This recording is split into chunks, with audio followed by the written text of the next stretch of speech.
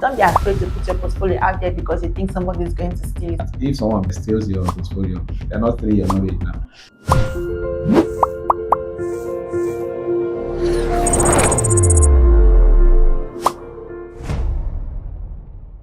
It brings us to the next part of this discussion: freelancing and remote work. I'm going to be honest with our audience and to you right now. One of the reasons why I entered into tech was because anything going to work 9 to 5 every day counts me out.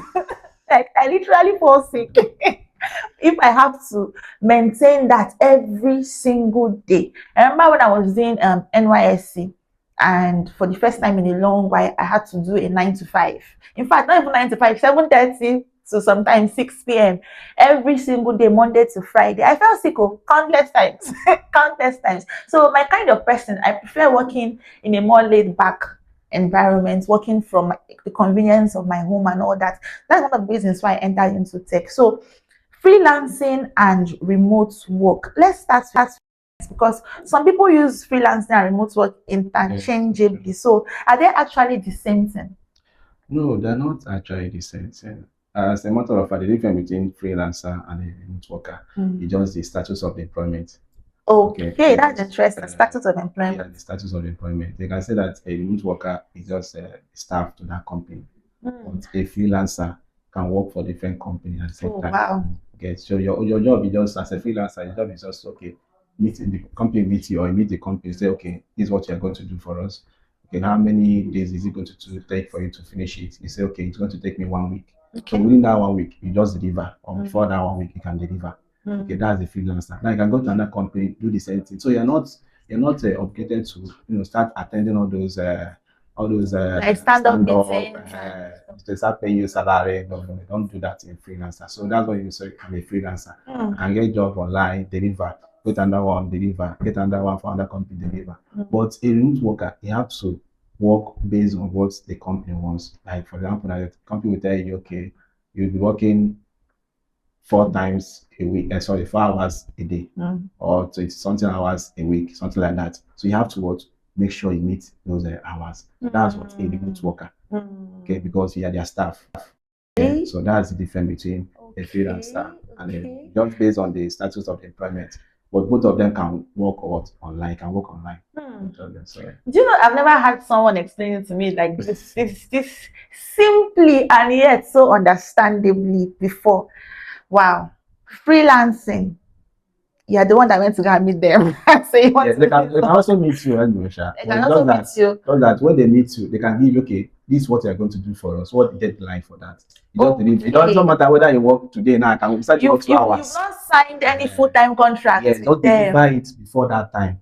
I really, if you're working on that project, you can also get other project from other company. Okay. Make sure as far as you can deliver within that particular the specific. That's and and one thing that just came to my mind is that I don't think freelancers have to go into all these no compete clauses. Like working for us, you cannot do the same thing for another person. It doesn't apply to them, right? Yes. But remote workers, they are stars. You have to obey their rules. Come to a standard. Those 3 hours a day, you have to make sure you meet it. For 5 hours a day, you have to make sure you know those things. Okay. And then one place where they intertwine is the fact that you can do them from online. Yes, you can do them online. Okay.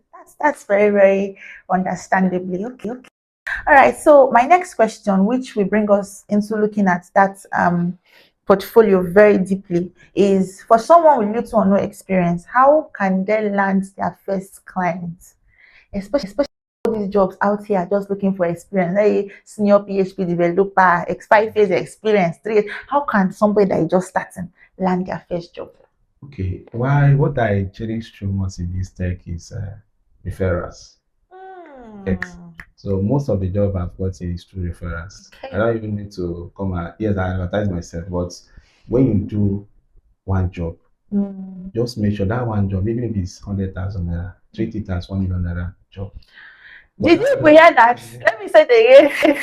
You get a 100K job, treat it as a 1 million naira job. Yes, and so as long as you agree on that price, deliver a great job. You don't that agreed. So why not say, some people say, okay, well, this money this person paying me small. Let me just do it fast.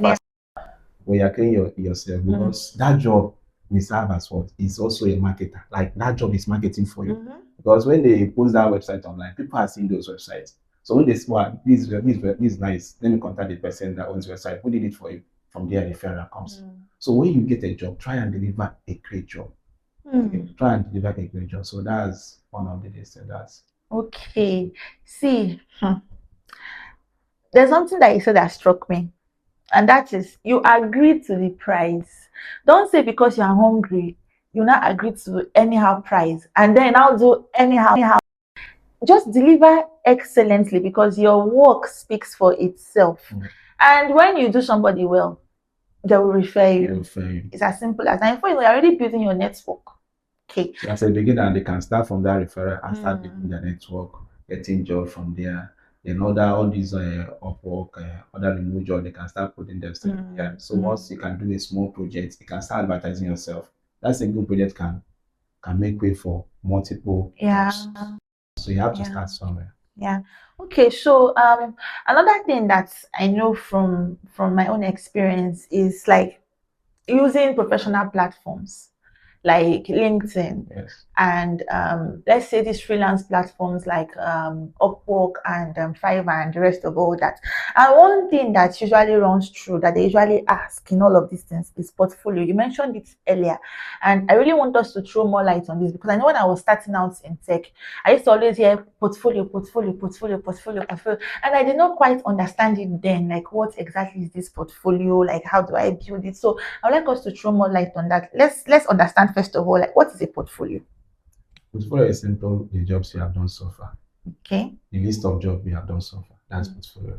As simple as that. Yeah. So when someone say send your portfolio, I want to see what you have done so far. That's what they mean. Okay. So you can send to them, they can see them. Okay. So if I just type something on WhatsApp, I say send the portfolio and I just type a list of what I've done on WhatsApp and just send. Is that a portfolio or is there a place that I'm supposed to put it that they can access it from there?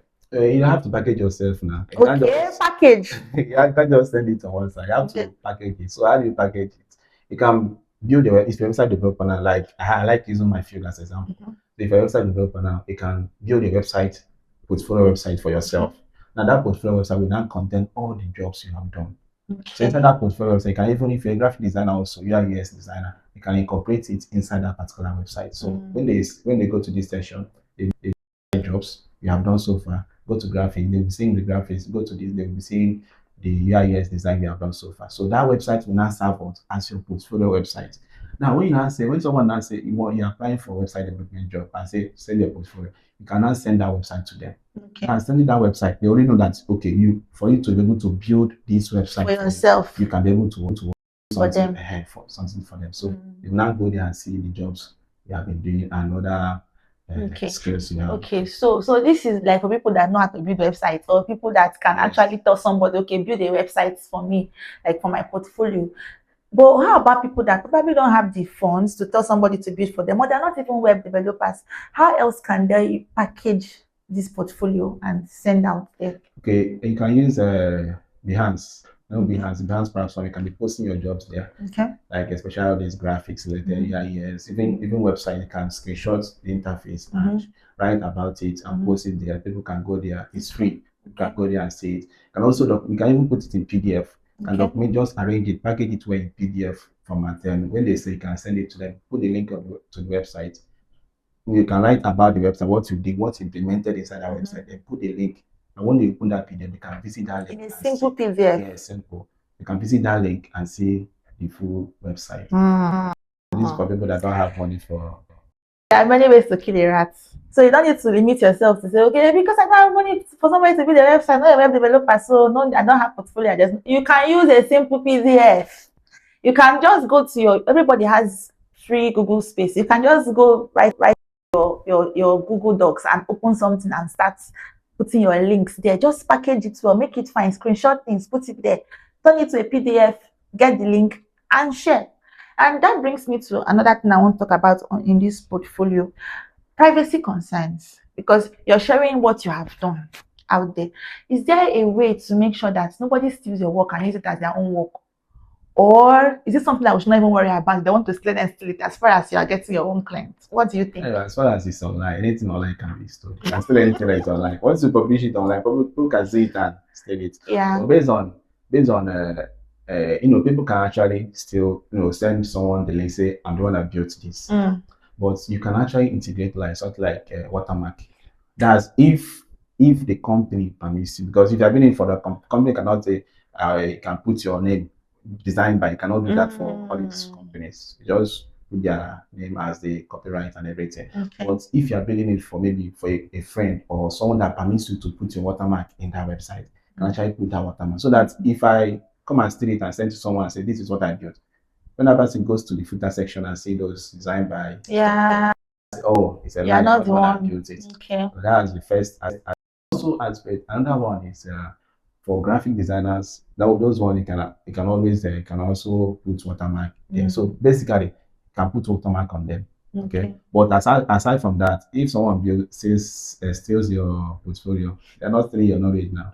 So you have that knowledge. They are not stealing your knowledge. You have that knowledge and everything. You just take the portfolio, just send it. Now, where it will now get to them is that when that person is employing them, say, okay, come and do this. You say you're gonna build and duplicate it for. Let's see how you built it. So that's when they now. They will catch you. They will catch you. It's just like when we usually do interviews for tutors and people that we want to work on products here in iSwag Tech. We usually tell them you have to do a teaching demo for us, or you build something for us. That thing that you said you can do it now live as we are looking at you.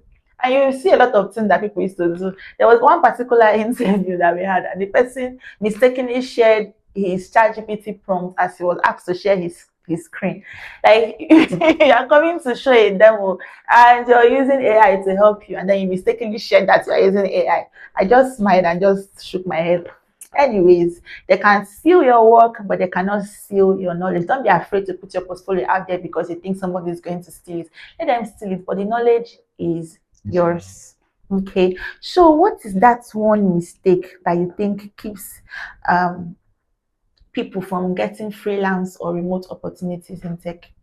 Okay, I think I've mentioned it already. The major one is portfolio, because, like I said, when a company wants to hire you, this is not a certificate matter. Yes, you can have a certificate in computer engineering, but that one is just the secondary. What they're looking for is your skill, your portfolio. What have you done? What are those projects? So if you don't have a project, it's going to be hard for that company to hire you. So you must have a project you have done, that bad portfolio you have done so far. Then another one, another thing is that beginners tend to learn without monetizing themselves. You just keep learning without going out there telling people what they do. So that's another mistake they do. So when you are learning, you can also be advertising yourself. Tell people what to do. Post on your social media handles. Tell people what to do. From there, you can start building your network.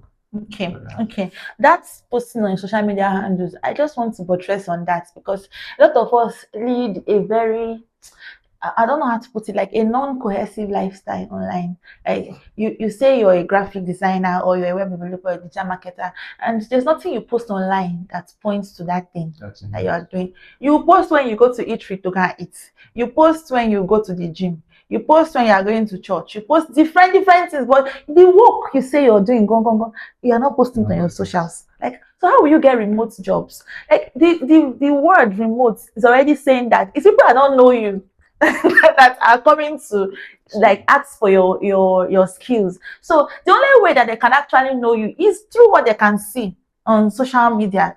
They don't know you personally to know that I know, like how I know Mr. Kanuna that is a web developer. They don't know you. It's what they see online that they will use to judge you. So if you don't post online what you do, you will not get clients, remote clients like that. So I think that is something that people should actually look into very well. And then finally, what I want to just say, communicating professionally. If you go on LinkedIn, there's a way that your profile is supposed to be arranged. That already shows that this person is organized. This person knows how to be professional. When you just post things anyhow, your bio, anything, your summary, anything, portfolio, you just organize things properly. Organize things properly. Look at the big guys and big girls in tech that you are looking up to. Go to their profile, look at how they organize their own things, and go ahead and organize your own thing like that. So please don't limit yourself. There are a lot of freelance opportunities out there. There are a lot of remote opportunities. If there are not, we'll tell you that there are not, but there are. So you just have to position yourself for them.